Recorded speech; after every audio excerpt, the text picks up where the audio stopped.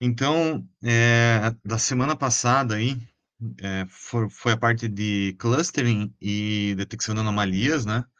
Com a tarefa de identificar o número de grupos ali para um dado conjunto de dados que vocês não sabem o que é, né? Mas tentar, de alguma maneira, estimar aí o número de grupos, né? É, e aí, essa semana também vai ser na mesma divisão, assim, com dois assuntos para essa aula, né? Um pouquinho mais denso, que é esse primeiro aqui de modelos probabilísticos. Coisa que, na verdade, eu pulei lá no início, porque é um assunto meio denso e eu acho melhor andar um pouco na disciplina até chegar e retomar essa discussão aqui, né? Mas vocês vão ver que vai ter bastante conexão lá com a parte de teorema de Bayes e toda aquela parte de estatística, né? De distribuições, enfim, né? Porque tem alguns conceitos que eu acho que são importantes eu falar aqui, pelo menos apresentar eles para vocês. E aí tem a tarefa de hoje, que é uma tarefa sobre esse tópico de modelos probabilísticos, né? Vocês vão notar aqui que não tem códigos para essa aula, porque justamente boa parte disso aqui é coisas que vocês vão ter que dar uma procurada aí, né? Para tentar desenrolar. Então, até eu vou forçar isso, porque aí eu acho que vocês conseguem ter uma interpretação mais clara, né? De como codificar essas coisas. Não são coisas complexas, vocês podem aproveitar bastante coisa que tem no próprio Scikit-learn, mas eu vou forçar vocês a irem buscar essas soluções, justamente porque acho que isso vai ajudar a compreender esses conceitos aí, né? E aí, a segunda metade, eu juntei um monte de tópicos que são temas recentes e mais tem sido falado muito na literatura. E, eventualmente, se vocês se depararem, eu gostaria de, pelo menos, que vocês tivessem uma definição formal de cada um desses temas aí, né? E aí, semana que vem é o nosso último tópico, que é de Reinforcement Learning. E daí eu também quero falar sobre o trabalho, o exame final ali, o trabalho final da disciplina, né? Que eu ainda estou elaborando algumas coisas, mas eu quero já deixar aproveitar a semana que vem para explicar um pouco sobre ele e depois a apresentação dessas tarefas aí, como que vocês vão fazer, tá? Então a gente já está meio que aproximando para o fim aí, né? Do conteúdo, então a aula de hoje é essa parte aqui de modelos probabilísticos, a primeira parte, tá? Vocês estão vendo aí, né? A minha tela.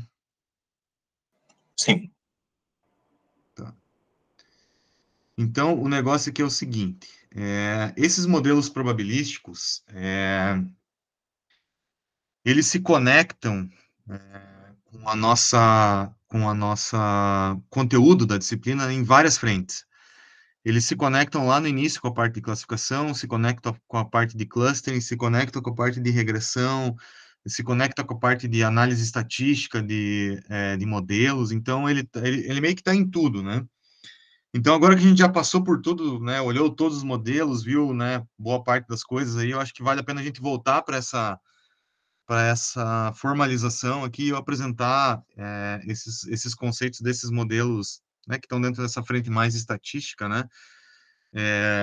Às vezes na literatura esse assunto se chama Statistical Signal Processing ou aprendizado estatístico também é um termo que se usa.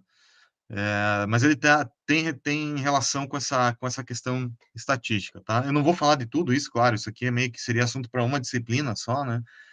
Mas a minha ideia, pelo menos, é passar um pouquinho de cada conceito aqui que eu acho que é importante no contexto da nossa disciplina, tá? Então, eu vou começar com um exemplo para tentar trazer um motivador geral aqui dessa aula, e aí, dado esse motivador, e passando passo a passo por cada uma dessas formas de enxergar esses modelos aqui, tá? Então, eu vou pegar o exemplo lá do livro do Duda, né, de Pattern Recognition, lá, um livro bem antigo, acho que ele é da década de 80, mais ou menos, que foi um dos primeiros livros a formalizar esse negócio de Statistical Signal Processing, né? Então, eu vou pegar essa mesma ideia, a mesma forma como ele apresenta aqui, eu vou apresentar, porque eu acho que ela é bem concisa, assim, para uma aula só, acho que funciona melhor, tá? Então, o problema que ele propõe lá é o seguinte, né? Você tem uma esteira, né? Uma esteira, pense em uma esteira móvel aqui, né? Onde vão passando dois tipos de peixe, dois possíveis tipos de peixe aqui, né? Como se fosse um separador, né? para um lado vai um tipo de peixe, para o outro vai o outro, por exemplo, né? Só para a gente ter um contexto aqui, né? Estou colocando aqui um nome para cada peixe, porque depois eu vou me referenciar a cada um deles e acho que fica mais fácil, né? Fazer essa separação, que é o salmão e o badejo, né? Que é o exemplo que ele escolheu, né? E aí a ideia é a seguinte, né? Vamos supor que a gente tem um sistema de câmeras aqui, né? Ou até antes de ter a câmera, vamos supor que a gente quer classificar esses caras aqui, é, já colocando essa característica estatística, né? Para realizar essa classificação. Então, a primeira proposta para fazer essa classificação estatística é usar o que a gente chama de probabilidade a priori, que é a mesma coisa da probabilidade a priori lá do teorema de Bayes, lá, né? Eu já vou mostrar ele aqui, mas essa probabilidade a priori ela seria o seguinte: ela vai dizer assim, em termos de frequência, né, de ocorrência, quantas vezes que é da classe 1, salmão aqui, né, ou vou usar o termo da aula, ômega 1 aqui, né, que seria essa símbolo para essa classe 1, e ômega 2 para a classe 2. Então, por exemplo, se 99% das vezes o peixe que passa aqui é o salmão, então talvez faça sentido você chutar que o próximo peixe que vai passar pela esteira é um salmão, porque ele é majoritariamente mais frequente do que o outro, né? Se o objetivo fosse estimar para um único peixe, talvez essa estimativa seria bem razoável, né? Porque aí a tua chance de acertar é relativamente alta, né? Então, assim, para um peixe até que faz sentido, né? Mas se a gente pensar que são vários peixes passando por essa esteira, esse chute aí para a classe mais provável, ele, ao longo do tempo e ao longo de vários peixes que estão passando por ali, vai ter basicamente sempre o mesmo erro, né? Então, é, não faz tanto sentido, né, a gente olhar somente essa frequência de ocorrência, né? Então, o que a regra de Bayes propõe é não olhar só a probabilidade a priori, que está aqui, que eu já vou detalhar melhor essa equação, né? Mas tentar olhar isso num ponto de vista mais amplo, que é o que a gente já vinha fazendo aí no contexto da nossa disciplina, só que agora eu estou colocando a ótica probabilística em cima disso. O que, que é que a gente vinha fazendo, né? A gente vinha olhando o que eu chamava de features, né? Então, a gente pegava lá, sei lá, vamos imaginar agora, né, nesse sistema de esteira aqui, que a gente tem, por exemplo, uma câmera, né? E essa câmera é capaz, por exemplo, de medir o tamanho desses peixes aqui, né? O comprimento deles, né? E aí a gente consegue calcular para cada peixe que passa ali o comprimento. Então, o comprimento passa, esse comprimento L aqui passa a ser uma feature, né, para o nosso problema. E aí a gente pode fazer o que a gente vinha fazendo nos outros modelos lá, que é, por exemplo, olhar o comprimento para um peixe e olhar o comprimento para o outro peixe, né? E aí, dependendo da característica dessa distribuição do comprimento, né? A gente definia aqui, ó, por exemplo, um separador, né?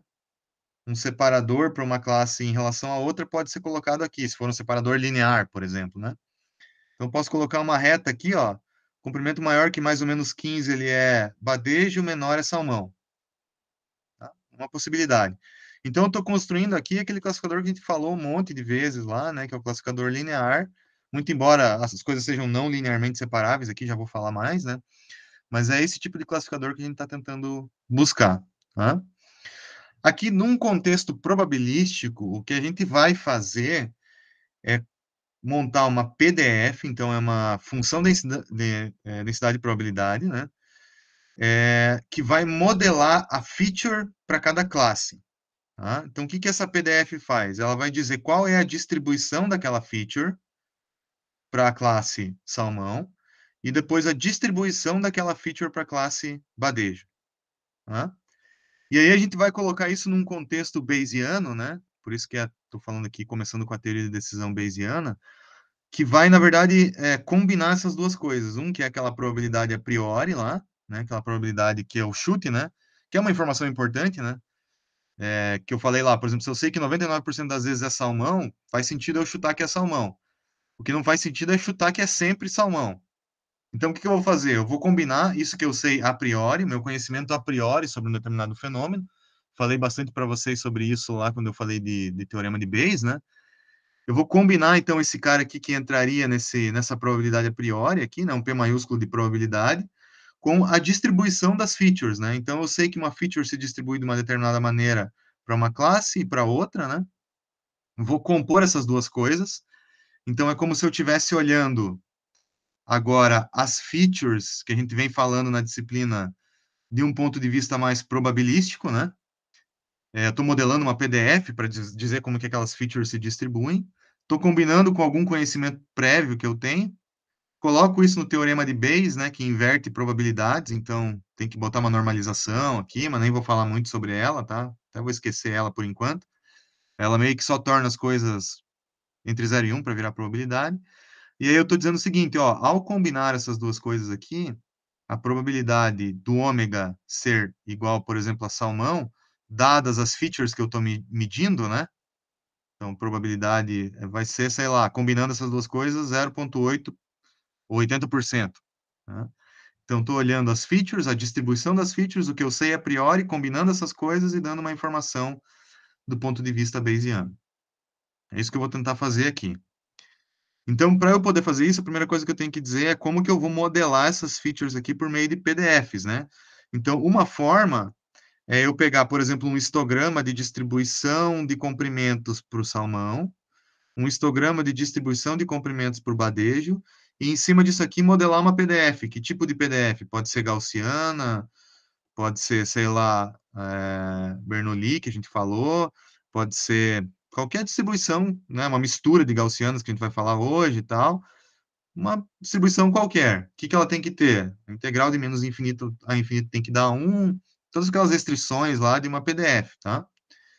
Então, uma vez que eu peguei esses caras aqui, esse histograma, né, contei ali quantos salmões que tinham um comprimento entre 8 e 9, 9 e 10, sei lá, né? Levantei essa estatística aqui, ou seja, medi vários exemplos de treinamento, montei esse histograma, e em cima desse histograma aqui, estou determinando uma PDF. Tá? Aí, o que que eu vou fazer? Bom, eu vou combinar isso aqui pela regra de Bayes. Então, eu tenho uma PDF para a classe ômega 2 e tenho uma PDF para a classe ômega 1. Eu sei que, a priori, 2/3 dos exemplos são ômega 1, 1/3 é ômega 2. Vou combinar essas duas informações aqui no teorema de Bayes, a PDF com esse cara aqui, e aí vou gerar uma probabilidade aqui, né, para cada novo exemplo de treinamento. Então, por exemplo, se eu tenho um cara que mediu 13 aqui, de feature, né, feature 13 de comprimento, ao combinar esses dois caras aqui, a informação a priori com a PDF, eu olho a probabilidade dele ser ômega 2 e olho a probabilidade dele ser ômega 1. Se for ômega 1 ou maior, então esse cara aqui provavelmente é um classe ômega 1. E aí eu tenho isso para qualquer feature. Tá? Então, em termos de analogia, é como se eu estivesse construindo um classificador, igual a gente fez até aqui, né? Um classificador, por exemplo, linear, né? Só que ao invés disso aqui ser uma coisa parametrizada por um WT que multiplica a feature X, o que eu estou fazendo é o seguinte, eu estou olhando para uma distribuição dessa classe aqui, e a frequência de ocorrência dela a priori, estou olhando para uma distribuição dessa classe aqui, olhando a frequência de ocorrência dela a priori, e esse separador aqui, de uma classe em relação à outra, é uma probabilidade. Então, se a probabilidade for maior para uma classe, ele vale aquela classe, se não, é a outra. Então, o separador, né, ele estaria aqui na probabilidade 0,5. Quando uma classe é maior que 0,5 é ela, quando a outra é maior que 0,5 é ela. Tipo, aqui seria daqui para cá, né, desse pontinho para trás aqui é ômega 2, desse pontinho para frente aqui é ômega 1. Essa que seria a interpretação. Então, eu estou tentando definir esse separador, que pode ser uma reta, pode ser uma coisa não linear, inclusive, né? Já vou mostrar para vocês como, né? Mas eu estou tentando fazer isso do ponto de vista probabilístico. E qual que é esse ponto de vista probabilístico? Ele leva em conta o que eu conheço a priori e uma PDF que modela ali a distribuição das features para todos os meus exemplos de treinamento. Deu para entender esse caminho aí?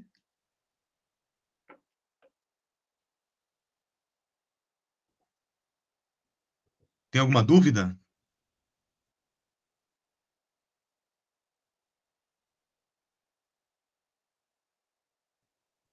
Tem alguma coisa que não ficou claro? Eu posso repetir aí. Esse conceito é um pouquinho chato de pegar, hein? Por enquanto tá ok, professor. Beleza. Então, no fim das contas, a separação aqui, né? Essa probabilidade meio aqui é, esse pontinho aqui exatamente, né? É onde a probabilidade de uma classe menos a probabilidade da outra vai dar zero. Que é exatamente o que acontece na reta aqui, né? De separação, que exatamente na reta WTX é igual a zero. De outro lado ele é positivo, do outro ele é negativo. Então, estou tentando pegar tudo isso aqui e colocar num arcabouço probabilístico. Tá? Essa que é a minha intenção aqui, né? Professor, Pode falar. existe uma outra forma de eu modelar essa PDF sem ser histograma?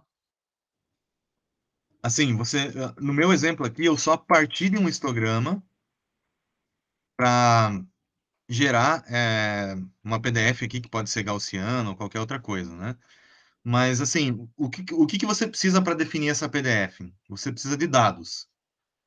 Aham, Dados para cada classe, né? E uma feature de referência. Em cima daquilo, você vai montar a PDF que você quiser. Então, eu vou mostrar algumas formas de fazer isso, inclusive, na aula de hoje aqui. beleza. Algumas opções, beleza? Beleza. Então, eu vou continuar aqui, que é o seguinte, ó. Então, do ponto de vista de aprendizado estatístico bayesiano, que é o que eu escolhi para a gente falar aqui, que eu acho que é o mais relevante, assim, né? Existem algumas pressuposições. Existem 4 pressuposições aqui para resolver esse problema aqui, tá? Que é mais ou menos o que você perguntou aí, Nemis. Então, a primeira é a seguinte: eu vou supor que eu conheço isso aqui e vou supor que eu conheço isso aqui. Que tudo isso aqui é completamente conhecido, caso um aqui, ó. Tá? Então, pressupondo que eu conheço tudo isso, aí o que me resta aqui é definir o que que acontece nessa situação, né? Definir onde é que está o separador. Tá? Claro que esse não vai ser o caso da maior parte das vezes que a gente vai trabalhar aqui, né?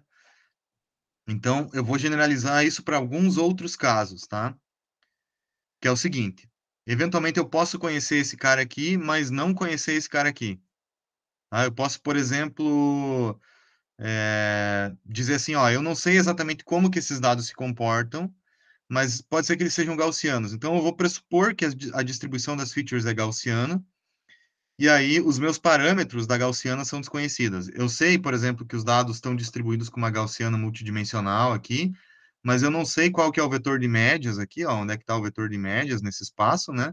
E eu não sei qual que é essa matriz de covariância, né? Então, eu não sei esses caras aqui. Então, o que que eu vou fazer? Eu vou tentar estimar esses caras a partir dos dados, e aí vou colocar isso numa PDF gaussiana, vou combinar com esse P que eu conheço aqui, e aí isso vai dar origem aqui a alguns outros métodos, tá? Então, aqui que eu vou falar desses caras aqui. Não vou detalhar eles agora, vou deixar para falar depois. Outra coisa é eu falar assim, bom, eu acho que não é gaussiano, eu acho que não é nenhuma dessas distribuições conhecidas, ou que seja possível de parametrizar com algum tipo de parâmetro, igual eu fiz para gaussiana aqui. Aí eu vou tentar alguma abordagem não paramétrica. O que que é a não paramétrica? Não paramétrica é tentar colocar uma equação em cima de um histograma. Puta, se um estatístico me ouvir falando isso, ele me mata, mas pelo menos para entender aqui, eu acho que funciona. É eu pegar um histograma e tentar representar isso por meio de uma equação. Tá? Então, daí eu vou mostrar para vocês quais seriam os métodos para isso. Existem dois, que é a janela de Parsing lá e KNN. E aí existe uma outra forma de estimar esse P de X aqui, quando as relações são muito mais complexas, né? Que é usar o método naive Bayes aqui, né? Ou redes bayesianas, tá? Então, eu vou falar um pouquinho sobre esses caras aqui no final da aula de hoje também, tá? Então, a nossa discussão principalmente vai ser como determinar esse cara aqui. O a priori eu não vou falar muito, porque nesse contexto aqui, a gente vai pressupor que ele é uma probabilidade de ocorrência da classe um ou 2 só. Então, para não complicar demais, eu vou fixar isso, né? Não vou falar muito desse cara aqui, mas eu vou usar bastante essa discussão aqui, como que eu modelo as minhas features, como que eu coloco distribuições em cima das minhas features. Isso que eu vou tentar explicar aqui para vocês hoje. Então, beleza, eu vou partir, ó. Primeiro caso, a gente conhece esse cara aqui, é uma distribuição gaussiana, então estou pressupondo que ele é gaussiano, multivariado, ou seja, tenho várias features, né? Não tenho só uma.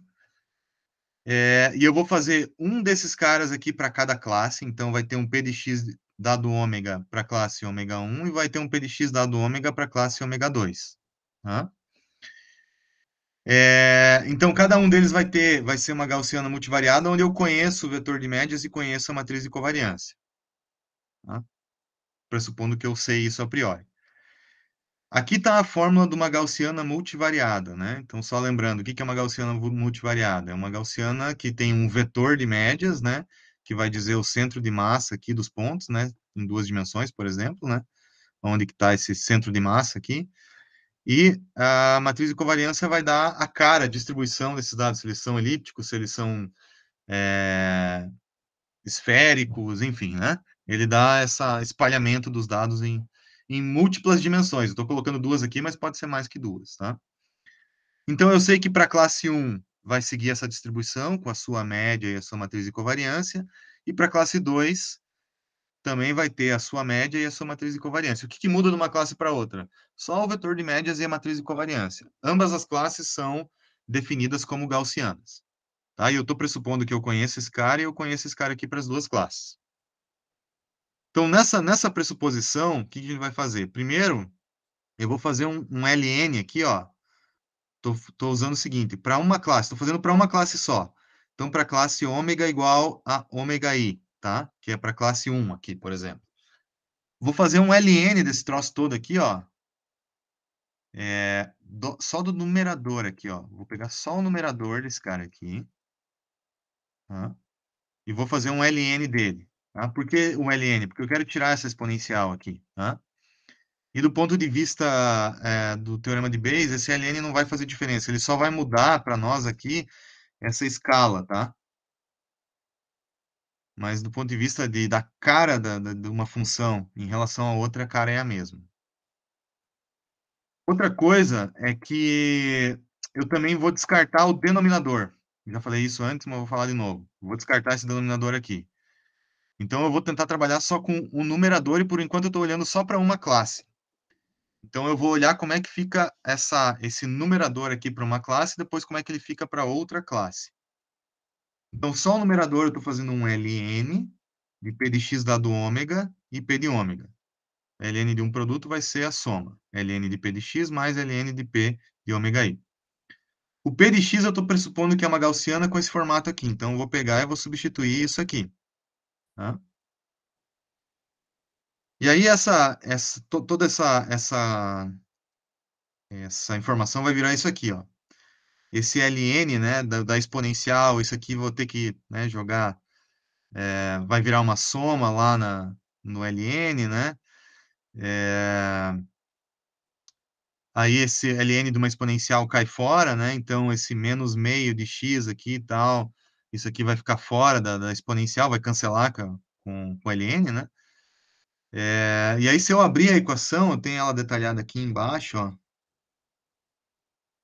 Vai ser, e daí fizer essa distributiva aqui, né? Distribuir essa transposto aqui, né? Multiplicar pela matriz de covariância e fazer a distributiva, espalhar isso aqui, abrir, né? Essa matemática aqui, ó. Eu vou ter uma função que vai ter tudo isso aqui, ó, para classe 1, né? Tô só abrindo, né? Uma somatória de um monte de coisa aqui e tal, tudo isso aqui para classe 1, isso aqui, essa parte que eu estou dividindo aqui vem desse ln de p de x, né? Mais o ln de p dado ômega, que é o que está aqui. Tá? Depois, isso aqui é até uma coisa interessante de fazer assim na mão, né? Em algum outro momento é bom vocês pararem e tentar se convencer de que eu consigo daqui chegar aqui embaixo, né? E aí, às vezes, o que acontece é que a gente compacta, deixa escrito assim, ou abre, como eu escrevi aqui, né? Depende algebricamente como que a gente vai tratar. Estou preferindo abrir tudo aqui, né? E essas coisas aqui que não dependem né, que vão ser iguais, depois eu vou falar por que ali, esses caras eu acabo agrupando nessa variável CI aqui, né? Mas assim, matematicamente não esquentem muito a cabeça, se vocês quiserem, depois vocês abrem essa conta aqui, né? O que eu fiz, assim, a grosso modo, pressupus que cada classe vai ter uma PDF com essa cara aqui, substituir isso nessa equação com ln aqui para arrancar fora o exponencial, e isso aqui virou essa monte de coisa aqui, né? Sendo que eu vou ter uma função dessa aqui para a classe ômega i e outra classe para uma outra classe, e uma outra função dessa para uma classe ômega j. Tá? Por enquanto eu só fiz isso. Eu sei que parece meio estranho, mas vocês já vão ver onde é que eu vou chegar aí com isso. Aí o que que eu quero? Na fronteira de separação, eu sei que a função de uma classe menos a da outra vai dar zero. Né? Isso aqui é um ln, ele muda range aqui, né? Mas uma menos a outra continua dando zero, independente se é meio, se é 10, se é 20, não interessa aqui, né? Então, uma menos a outra continua dando zero. Estou nessa equação aqui. Então, se eu levar isso em consideração, e também supor que a matriz de covariância da classe I é igual à matriz de covariância da classe J, e ambas valem sigma aqui, né? Estou definindo como um sigma ao quadrado vezes a matriz de identidade aqui, né? E o que o P do ômega J vai ser igual ao P de ômega I, ou seja, as duas classes têm, sei lá, 50% de chance de ocorrer. A priori, elas, né, não tem uma em detrimento em relação à outra, né? O que acontece é que se eu fizer isso, né, substituir nessa equação zona aqui, ó, todas essas suposições aí, vocês vão ver que esse aqui seria para a classe I, e o que está aqui embaixo para a classe J, né? É até legal vocês fazerem isso também depois, tá? Fazer essa substituição. Vou passar um pouco mais rápido aqui para não gastar muito tempo. Se você substituir isso aqui, vai cancelar um monte de coisa ali, né? Porque é igual para todas as classes, e o resultado final é o seguinte, ó.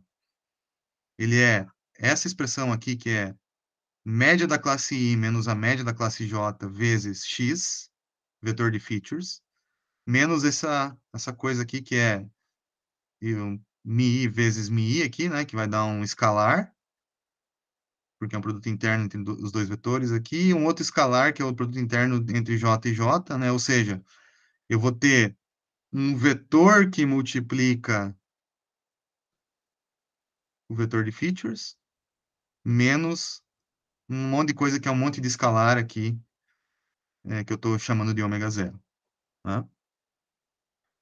Agora, esse ponto aqui que é importante, tá? Essa matemática fica como exercício para vocês aí, todos os passos aí acho que estão mais ou menos fáceis de replicar, mas o ponto aqui é o seguinte: se eu tenho duas classes, tem um problema de duas classes. Para a primeira classe, eu estou modelando ela como gaussiana, né? Com essa matriz de covariância, então isso aqui é esférico, né? Se a matriz de covariância é diagonal, ela é esférica, né? Então, a classe 1, ela tem uma matriz de covariância que é assim, e a classe 2 tem uma matriz de covariância que é igualzinha a ela, também é esférica, igual, só o que muda de uma classe para outra é o vetor de médias. As duas classes são equiprováveis de ocorrer. Tá? Quando eu resolvo toda essa matemática aqui, ó, a separação de uma classe em relação à outra, o ponto onde essa subtração aqui é zero, por toda essa matemática que eu fiz aqui, essa separação aqui entre classes é exatamente o classificador linear que a gente viu nas aulas anteriores. Tá? Só que ele é um classificador linear que vai depender da média de uma classe e da média da outra. É só isso. Então, se eu sei quanto que vale esse vetor de médias, eu sei quanto que vale esse vetor de médias, eu sei onde é que está esse separador aqui. Que é mais ou menos o que eu estou mostrando aqui agora para um problema de 3 classes para generalizar. Todo mundo é esférico, mesma matriz de covariância. O que muda é o vetor de médias de uma classe para outra, né? Então, entre a classe 1 e 2 eu tenho essa reta. Então, isso aqui é um WTX menos W0. Só que ele depende, o W dele aqui depende de Mi1 e Mi2, né? E o W0 também. E aí aqui eu vou ter uma outra que é para 2 e 3, e aqui uma outra que é para 1 e 3. Então, é o seguinte, se eu tenho classes que são gaussianas, com essa matriz de covariância e equiprováveis, o separador entre essas classes é um separador linear que depende somente das médias das classes. Né? E, na verdade, se eu consigo garantir que as classes são geradas dessa maneira, né? Se eu consigo provar, nenhum classificador vai ser melhor que esse classificador aí. E é por isso que normalmente esse cara tem um nome na literatura que é o classificador Bayesiano. Então, se eu sei que o processo estatístico que gera as minhas features, x1 e x2, é uma gaussiana que respeita todo esse monte de coisa que eu falei aqui, e são classes equiprováveis, o classificador é esse aqui, e nenhum vai ser melhor que esse cara aqui. Então, na literatura é muito comum a gente falar que, às vezes, você está lendo um paper ali, né? E o cara fala, isso aqui é a minha referência ao classificador Bayesiano. O que que é o classificador Bayesiano? É isso que eu estou falando para vocês aqui. Para um primeiro caso, né? Ele pode ser generalizado, mas esse é um primeiro caso. Tá? Deu para acompanhar? Eu sugiro fortemente para quem queira realmente entender isso aqui, refazer essa matemática, tá? Mas o ponto importante é essa conclusão aqui. Isso é o que eu queria que vocês checassem se estão de acordo aí.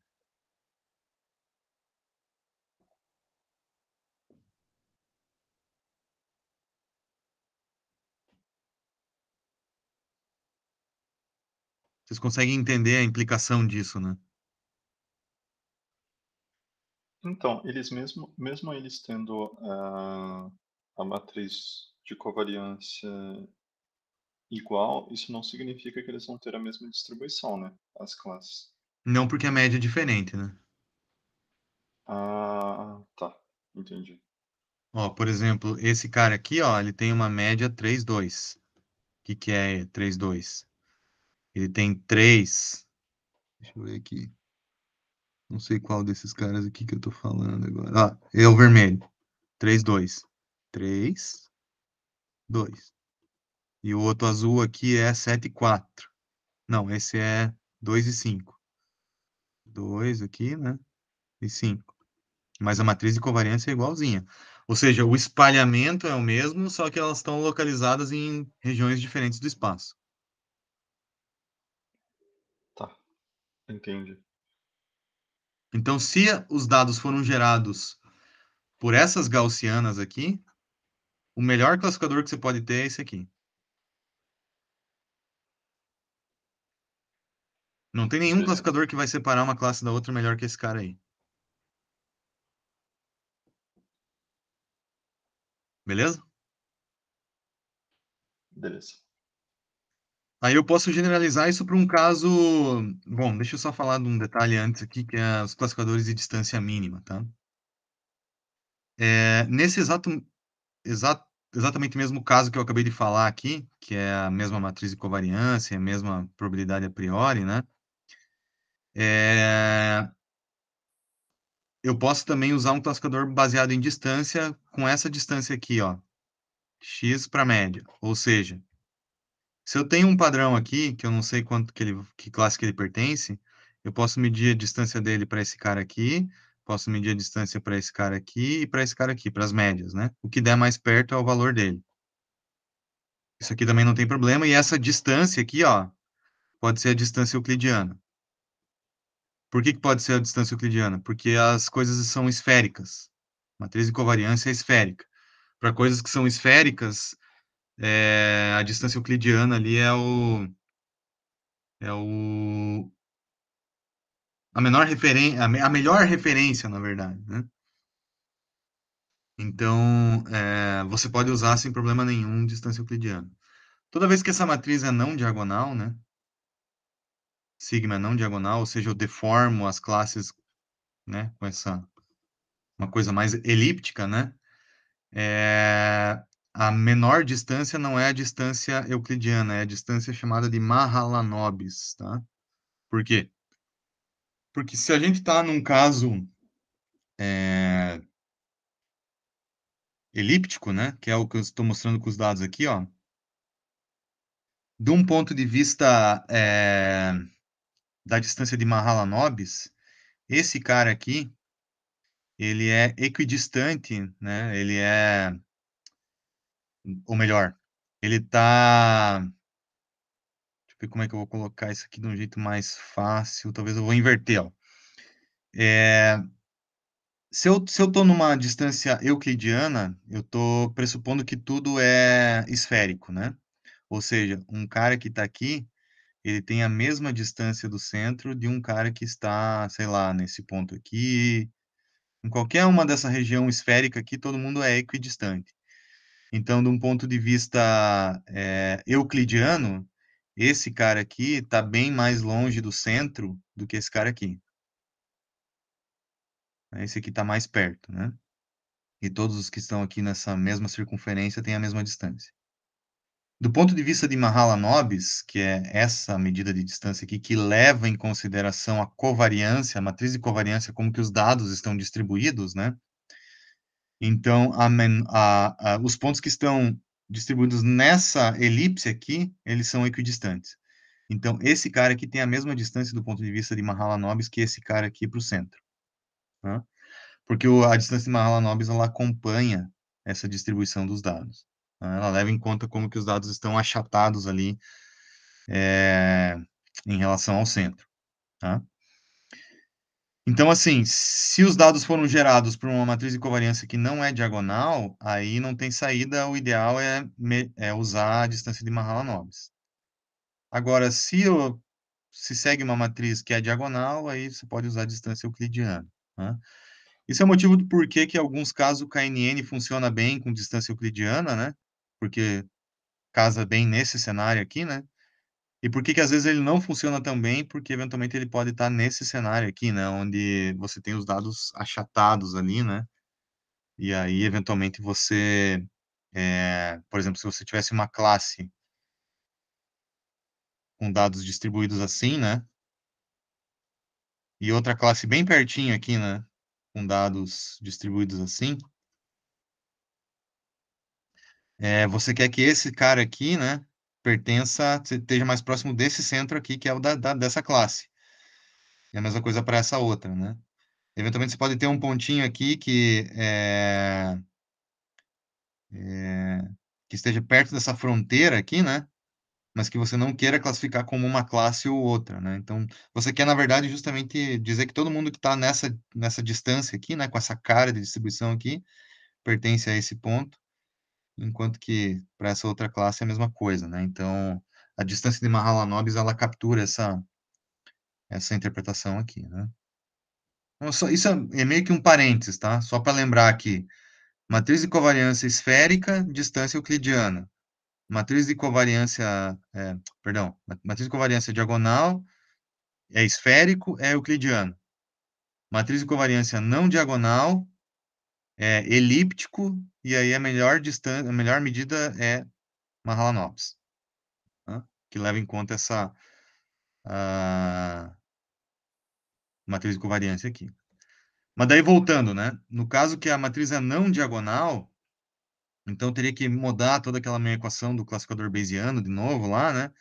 Mas se eu fizesse uma análise para uma matriz não diagonal, a separação entre as classes aqui daí é não linear. Tá? Então, a separação entre uma classe e outra aqui é bem não linear, né? Consigo ter uma separação bem maluca aqui, mas ainda assim o classificador Bayesiano é o melhor que você pode ter para esse cenário, né? Em relação ao anterior, qual que é a diferença? Aqui a matriz era diagonal, né? Aqui agora ela é não diagonal e isso deixa a separação não linear, tá? Então, quando você achata as coisas aqui, né? Quando você deixa as coisas com um cara de distância de Mahalanobis aqui, a separação entre classes ela se deforma e passa a ser não linear. Então, esse aqui seria um caso um pouco mais geral, né? Então, as classes são geradas por uma gaussiana, mas elas a matriz de covariância não diagonal, né? Aí deforma essa separação. Tá? Deu para entender essa diferença aí? Sim. Isso. Tá, mas assim, até aqui o que eu estava falando? Eu estava falando que a gente conhece, sabe tudo, né? Sabe que é gaussiana, sabe que tem um vetor de médias e sabe que tem uma matriz de covariância, né? Então, tá completamente determinado aqui o meu problema, né? Mas claro que isso do ponto de vista prático é meio inviável, né? Porque alguma coisa a gente não conhece, né? Então, o que eu vou fazer? Agora eu vou falar que ainda eu estou pressupondo que é gaussiano, ou sei que é gaussiano, né? Mas eu não sei quanto que vale a média e não sei quanto que vale a matriz de covariância, tá? Então, eu tenho uma distribuição de dados, eu sei que isso aqui é uma gaussiana, mas eu não sei qual que é essa matriz de covariância e não sei onde é que está o vetor de médias ali, né? Eu não sei essas duas coisas. Tá? Eu vou tentar achar uma maneira de encaixar a melhor matriz de covariância e o melhor vetor de médias para esses caras aí. Beleza?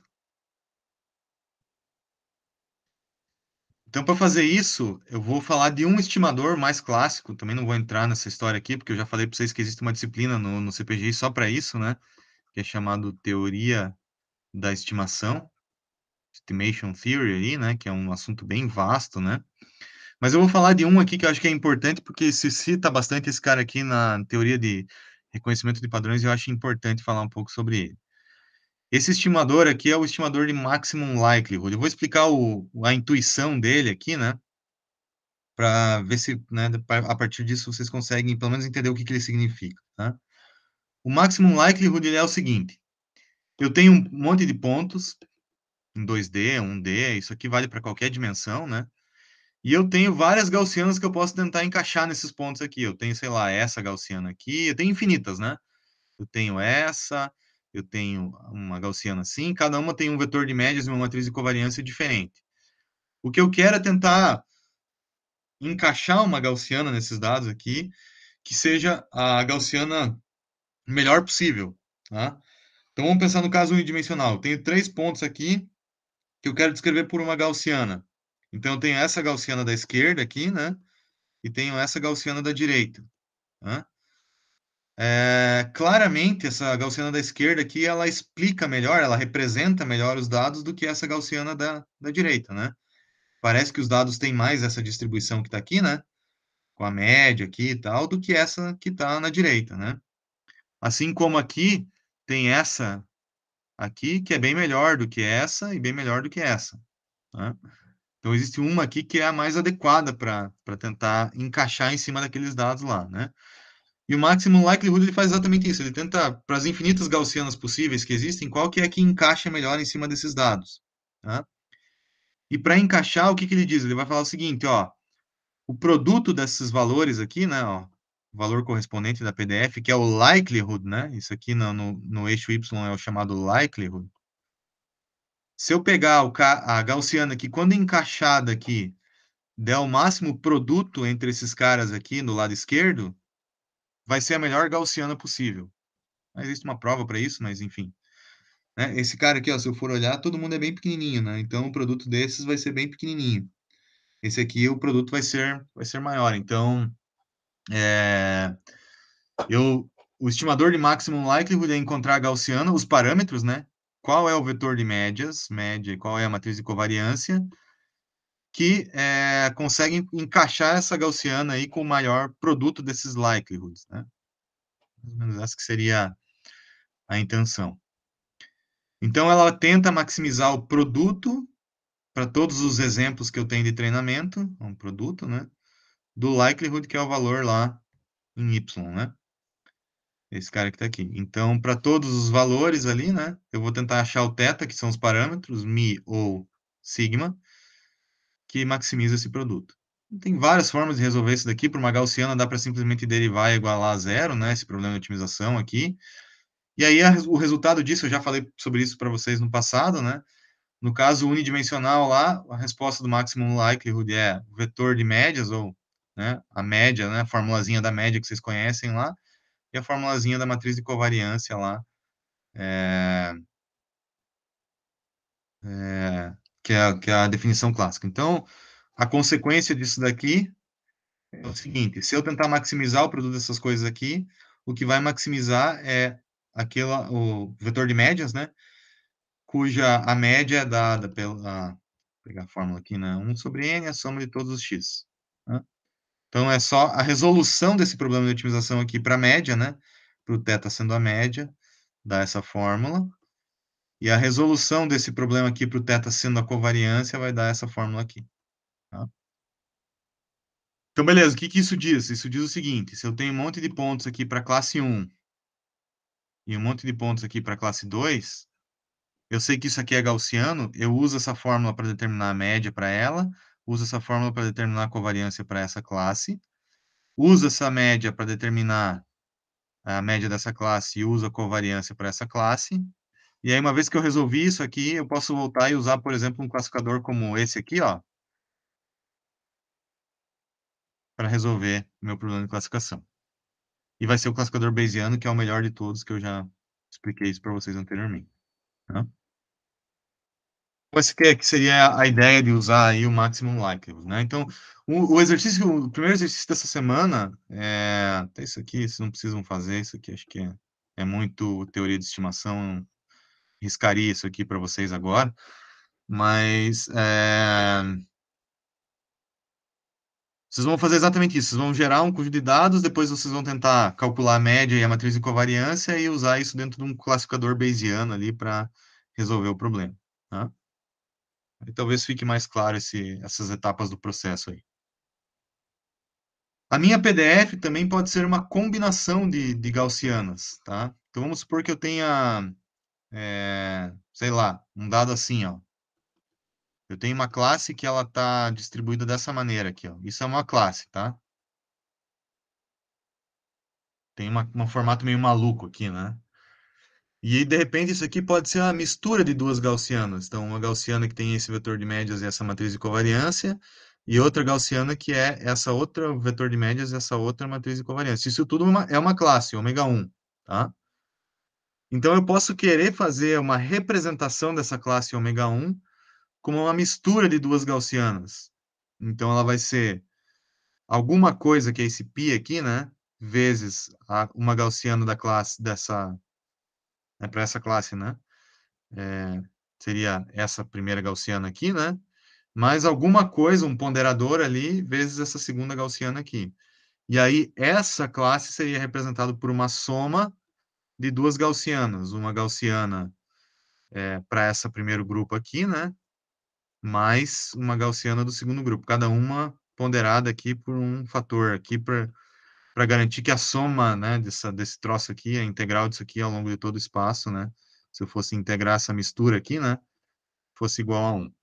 Só para garantir que é uma PDF no fim das contas, tá? Então, isso aqui também é possível. Então, eu posso dizer que a minha classe ela não é só uma gaussiana, ela pode ser uma mistura de gaussianos. Né? Uma mistura é uma soma ponderada aqui. Tá?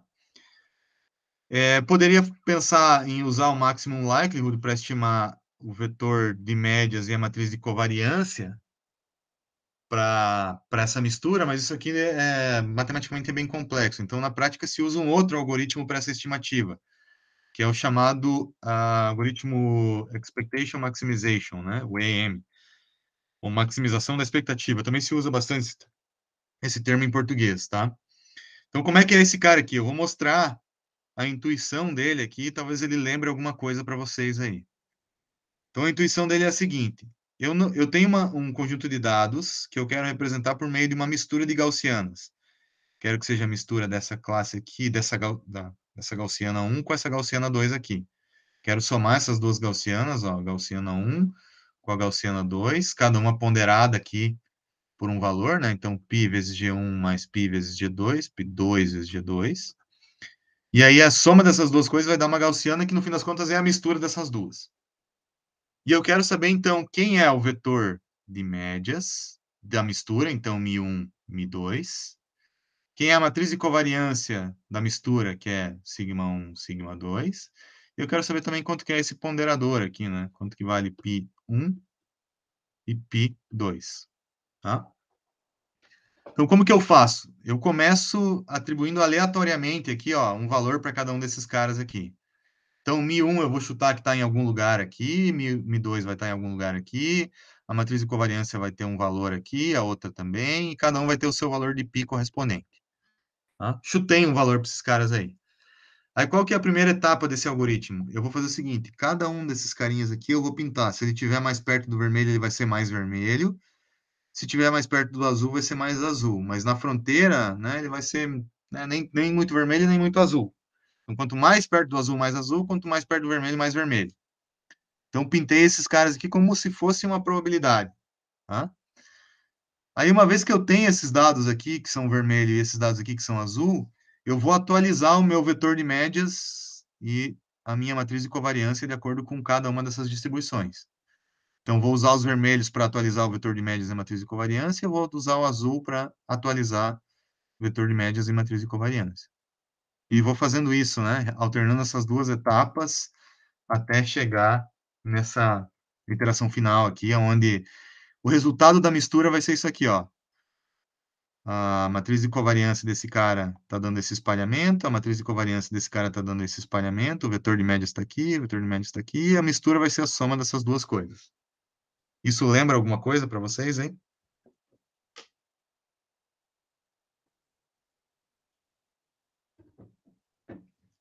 Quando vocês viram esses gráficos aí, lembraram de alguma coisa?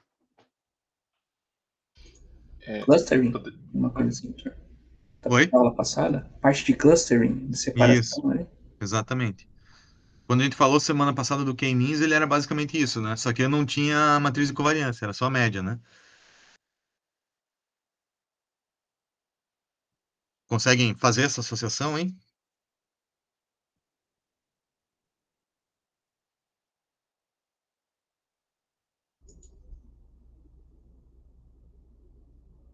O DBSCAN também gera essa separação, né, professor?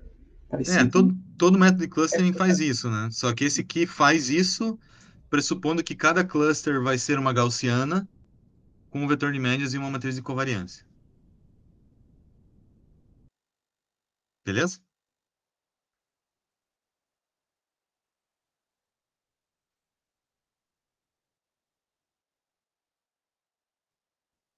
Então tá. Então esse algoritmo, né, ele tô mostrando aqui, né, você inicializa ele e tal, ele vai convergindo um vetor de médias e uma matriz de covariância para tentar encaixar os dados. Então esse cara aqui também pode ser usado para clustering, né? Nada impede de usar Mixture of Gaussians, né, que é o sigla aqui, né? Para clustering, né? Só que é um cluster que pressupõe que os dados são gaussianos, tá? Então também é uma aplicação disso que eu estou falando para vocês aí, tá? O algoritmo está aqui, tá? São essas duas etapas, né? Um que calcula aquelas probabilidades lá, né? Na verdade, ele chama de responsibilities, né? Porque não é exatamente uma probabilidade, sim, tipo um grau de pertinência, né? Mas depois a atualização lá do vetor de médias, matriz de covariâncias, usa o maximum likelihood para média, o maximum likelihood para matriz de covariância, e o pi tem essa formulazinha aqui, tá? Aí ele faz um valor aqui de um log likelihood para ir acompanhando, né? A hora que ele converge, mas isso aqui é um detalhe de implementação, né? Só para você saber quando você vai parar, tá? Então, ó, qual que é o caminho todo que eu estou falando aqui, ó, desde o começo da aula? Eu estou pressupondo que eu quero usar o teorema de Bayes, só o numerador aqui para separar uma classe da outra, né? Aí eu falei para vocês que por enquanto eu vou esquecer um pouco desse P aqui, né? E vou olhar só para esse cara aqui. Então esse cara aqui pode ser gaussiana e eu não conheço os parâmetros, aí eu calculo os parâmetros. Ou pode ser, por exemplo, uma mistura de gaussianos, né? Pode ser uma mistura de gaussianos, que é o que eu estou apresentando ali para vocês agora. Beleza, não vou detalhar muito esse algoritmo aí, porque esse aqui é meio encrencado, tá? Pois também, se vocês quiserem, vocês podem dar uma olhada, mas a intuição dele tá aqui, né? Bom, outra forma de estimar essas PDFs que seja não pressupondo nenhum tipo de distribuição. Então, eu não sei se é gaussiana, se o que é aqueles dados lá, né? Então, isso aqui passa por uma coisa chamada PDFs não paramétricas. Então, o que significa ser não paramétrico? Significa que não tem uma equação, uma parametrização por meio de parâmetros, onde eu já sei qual é a equação, só basta eu estimar os parâmetros, né? O que eu vou fazer aqui agora é tentar estimar que, na verdade, eu não sei, né? Eu não sei qual que é a distribuição dos dados. Existe tipo um histograma aqui, né? Que determina aqueles dados ali, né? Esse histograma, ele aproxima uma PDF, né? A aproximação do histograma é dada por isso daqui, né? K seria o número de exemplos que caem num determinado range aqui, né? Dado por V. E à medida que esse N, que é o número de exemplos, tende a infinito, né? Isso aqui, essa aproximação da PDF acaba virando uma PDF efetivamente, né? Então, uma das formas de fazer isso, de você pegar e tentar aproximar um histograma para uma PDF, né, usando essa relação aqui, é um negócio chamado janela de parsing, né? Tem uma outra sigla, deixa eu ver se eu me lembro, KDE, que é o Kernel Density Estimator, é uma coisa assim, tá? Que é um sinônimo aí dessas janelas de parsing, tá? Então eu tenho dados, vamos supor que os dados que eu tenho são isso aqui, eu quero tentar estimar uma PDF para esses dados aqui, tá? Uma PDF não paramétrica, tá?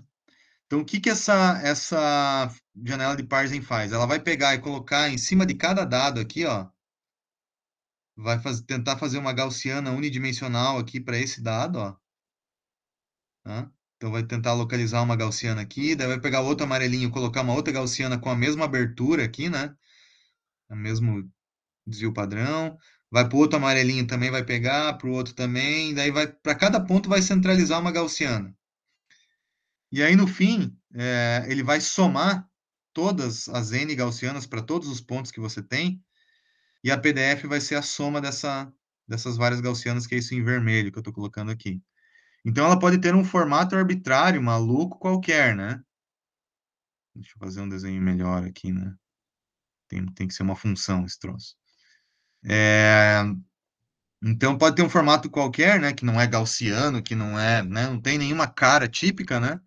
Você usa uma gaussiana, né, centralizada no ponto, mas a soma delas é que vai aproximar essa PDF. Isso aqui seria uma aproximação pro histograma, né? Ó, quanto mais pontos eu tenho, maior vai ser o valor ali da PDF, né? Então, quanto mais pontos eu tenho numa região, maior é o valor da PDF, né? Então, essa ideia de colocar uma gaussiana em cada ponto para tentar estimar uma PDF, né? É a janela de parsing. Eu sei que é meio estranho, porque eu estou usando uma gaussiana, daí você está falando, mas você não está pressupondo nenhum formato. Tem que tomar cuidado, que é o seguinte, né? Eu não estou pressupondo nenhum formato para vermelha. Estou só usando a gaussiana para somar todos aqueles pontinhos ali e gerar a vermelha, né? Então, a vermelha pode ter um formato arbitrário qualquer. Então, por isso que ela é não paramétrica.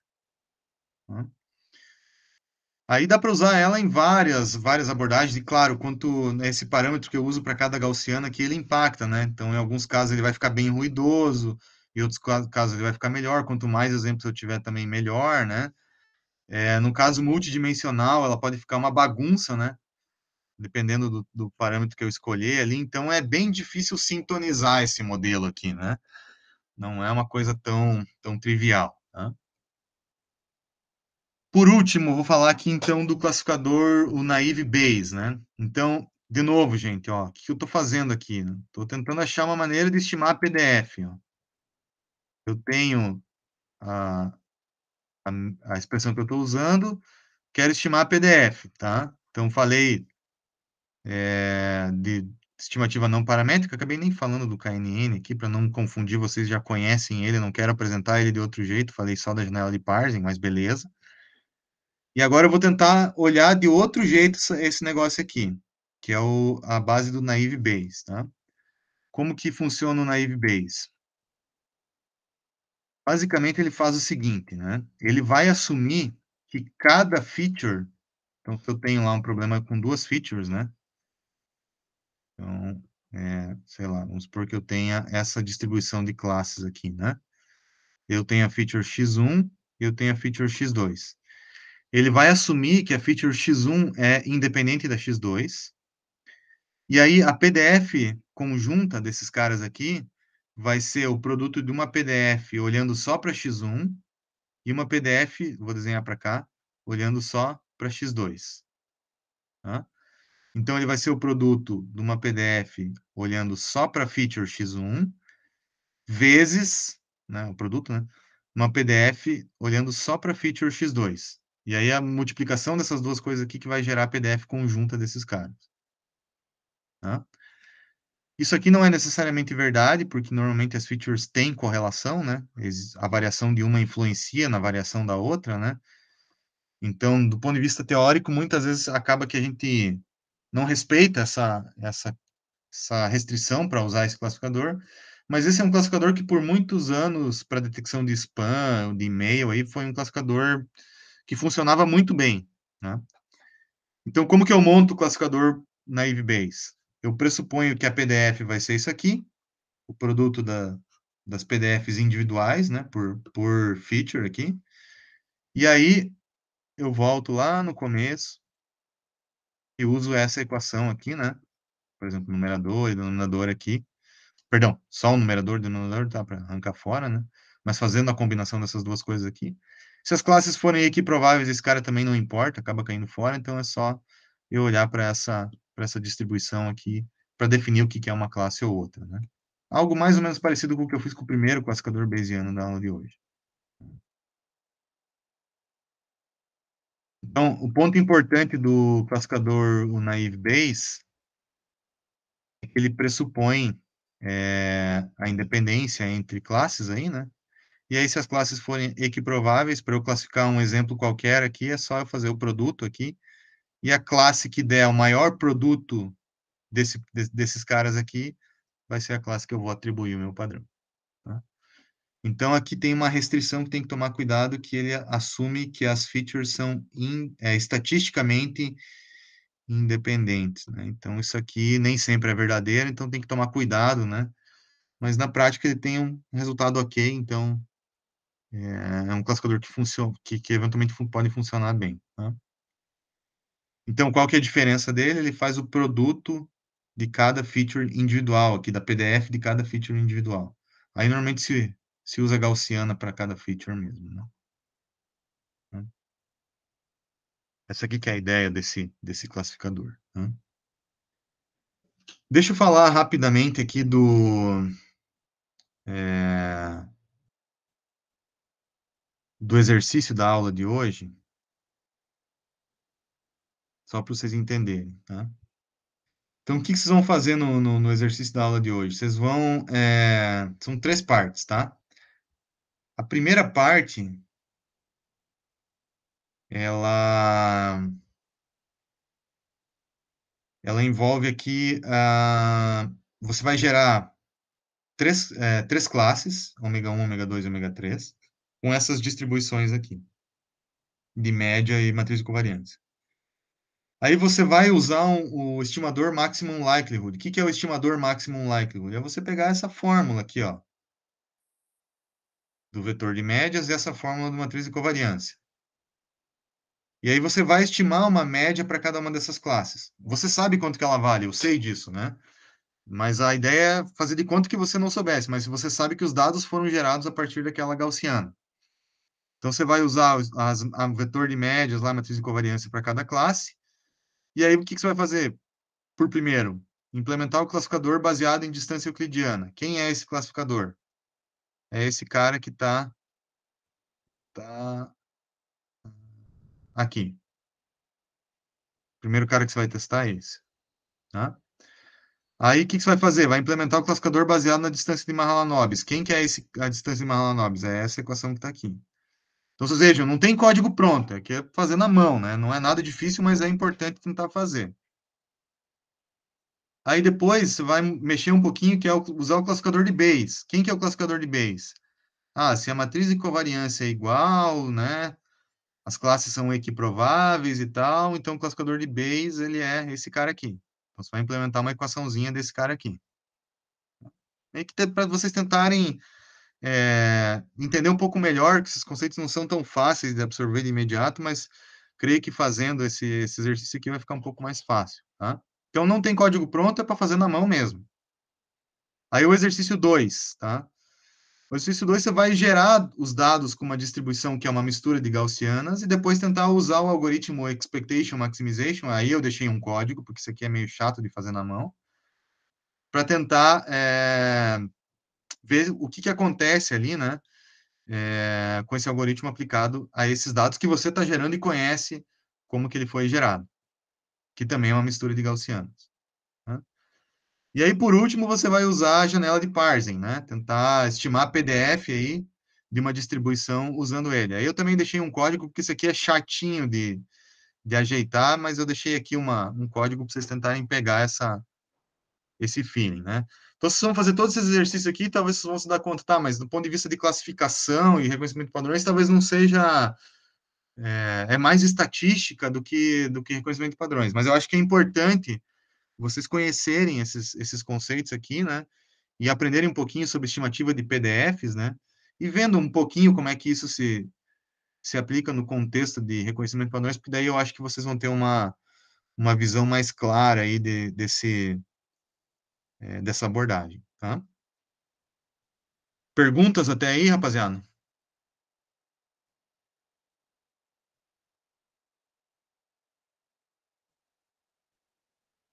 Ainda falta falar um pouco sobre esse último tópico, e ainda tem bastantinha coisa, e esse aqui ele é meio encrencado umas partes.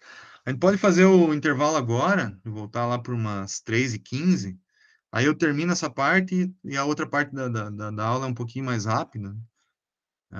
Talvez fique mais fácil para não ficar tão densa essa primeira metade aí, se vocês estiverem de acordo.